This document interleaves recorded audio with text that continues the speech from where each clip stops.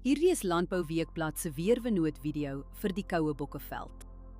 En kort, humiditeit bereik hoogtepunte teen 100%. Risiko vir swamdruk is hoog.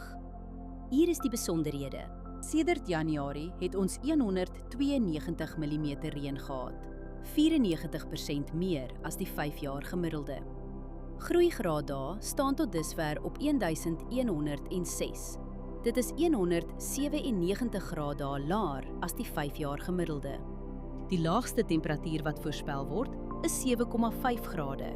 Die hoogste is 21,4 grade.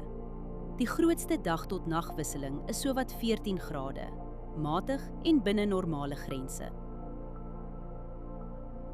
Sowat 2,5 mm reën word die week verwag. Dit kan besproeiing aanvul, maar nie vervang nie.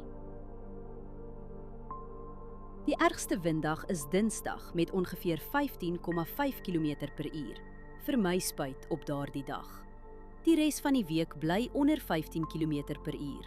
Let op windrigting, windvlae, temperatuur, humiditeit en delta T voor jy spuit.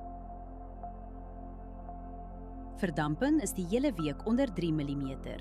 Oorbesproeiing in die soort toestande hou risiko in vir wortelsiektes.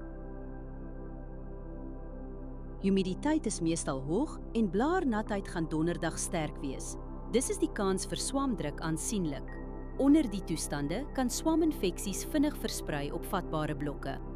As jy een ding doen, oorweeg dit om voorkomende swamdoder vir die eerste droë, kalm oggend te skeduleer. Hierdie weerinligting is gebaseer op werklike data vanaf meetstasies. Die data word deur TerraClim skoongemaak en geverifieer. KI-interpretasies word deur grondwaarheidsdata onderlê. Aangedryf deur Villa Crop Protection. Hierdie verslag is met die hulp van kunsmatige intelligensie gegenereer en is nie professionele advies nie. Gaan na weather.villacrop.co.za en kies die weerverslag vir jou streek.